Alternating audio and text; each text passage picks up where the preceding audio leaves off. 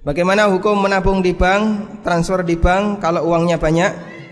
Karena hampir rata-rata pengusaha pasti berhubungan dengan bank. Para ulama telah menyebutkan hukum di bank. Dan kita ketika, atau hukum menabung di bank, kita ketika memiliki rekening di bank itu latar belakangnya beda-beda Pak ya.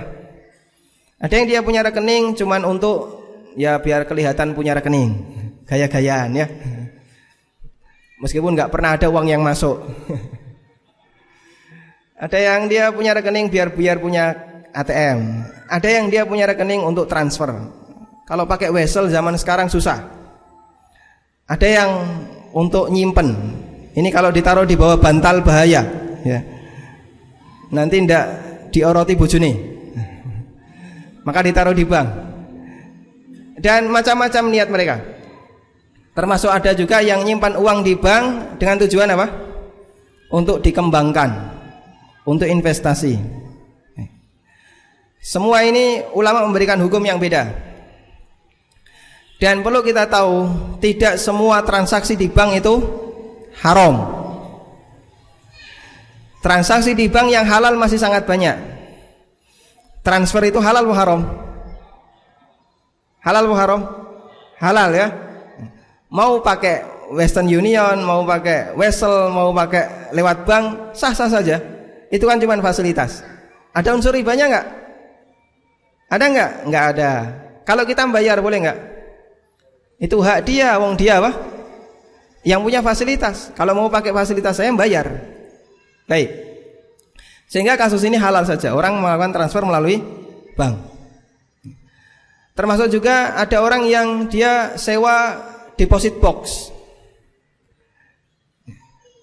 SDB, safe deposit box di bank. Orang yang mau naruh emasnya biar aman, naruh simpanannya biar aman, ditaruh di deposit box dengan harga sesuai dengan volume. Boleh atau tidak? Sama dengan Anda sewa rumah, Anda sewa mobil kan gitu ya.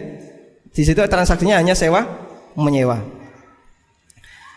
Termasuk juga ketika Anda hanya sebatas nitip duit, boleh atau tidak? Boleh atau tidak? Boleh. Kan nitip duit. Nah, kemudian yang ketiga ini ulama membahasnya begini. Masalahnya duit kalau sudah jatuh di tangan bank dipakai apa? Dipakai untuk diputar sama bank. Diputar sama bank. Akad kita dengan bank itu apa, Pak? Wadiah. Wadiah itu titip. Bapak Ibu kalau dititipi duit dari orang lain, ini duit saya titipkan ke Anda, saya mau pergi. Terus Anda menerima, iya silahkan ditaruh. Boleh nggak dipakai? Boleh nggak dipakai? Kenapa nggak boleh? Duit orang kok dipakai ya? Padahal dia cuman titip. Beda kalau dia bilang ini duit dari saya, silakan pakai modal untuk usaha. Boleh dipakai ya? Kalau misalnya Anda ketika naruh uang itu di bank, saya titipkan ini dengan akad wadiah. Wadiah artinya titip. Saya titipkan uang ini kepada Anda dengan akad wadiah. Aslinya boleh nggak dipakai? Boleh nggak? Kalau itu dipakai bagaimana?